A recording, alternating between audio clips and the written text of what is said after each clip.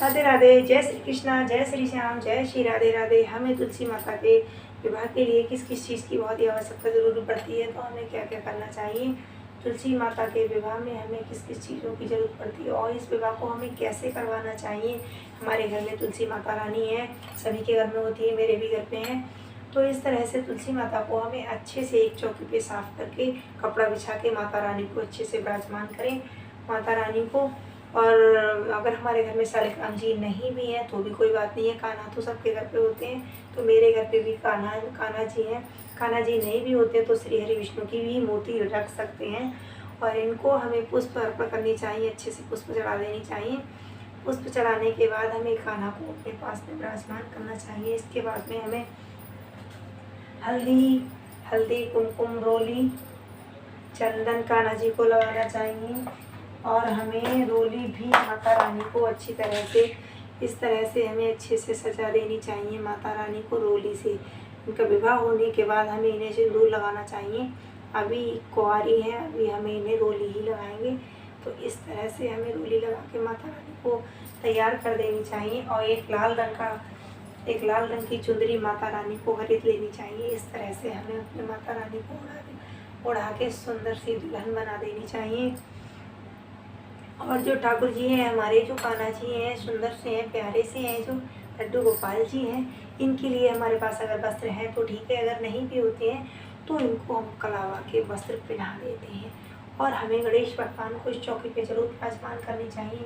गणेश भगवान के पास हमें एक नारियल रखना चाहिए। और ये जो सारी सामग्री है ये सुहाग की है, जो माता रानी को हमें सुहाग चढ़ाना चाहिए।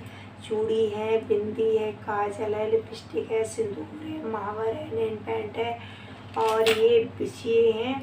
अगर कुछ रह भी जाता है, भूल भी जाते हैं हम, तो हमें इसके साथ माता रानी के लिए दक्षिणा चढ़ा देनी चाहिए, ताकि जो भूल चूक है वो हमारी दक्षिणा से पूर्ण हो जाए। तो ये सारा श्रृंगार हमें चढ़ा देनी चाहिए माता रानी को।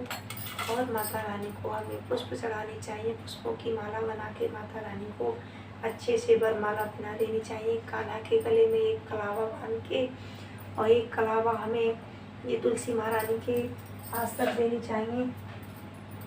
तो दोनों को कलावा पहना के हम एक कलावा कान्हा के, ये माता रानी को इस तरह से पहना के हम ये कलावा को इस टाइप से, और ये शालिग्राम जी हैं जो कान्हा जी हैं, इनको इस तरह से पास में बिठा के इस तरह से हमें माता रानी के फेरे संपन्न करवाना है। और तुलसी महारानी की मेहंदी की रस्म, हल्दी की रस्म, ये सारी रस्म हमें बहुत अच्छे से करना है।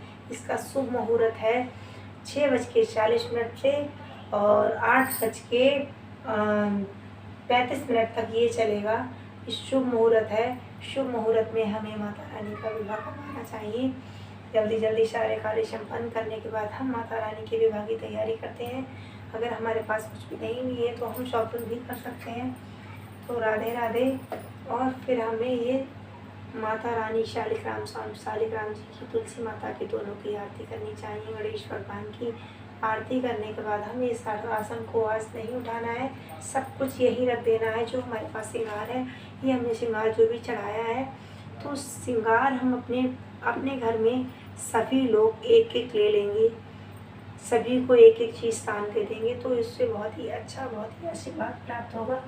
माता रानी का हमें भी आशीर्वाद मिलेगा। इस तरह से हम सारा श्रृंगार सभी लोग आपस में बांट के अपना इस्तेमाल कर लेंगे।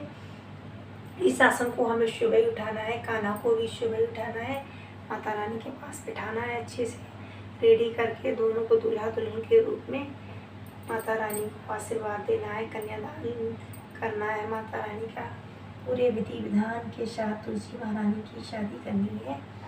माता रानी को अच्छे से दुल्हन के रूप में हमें तैयार करना है।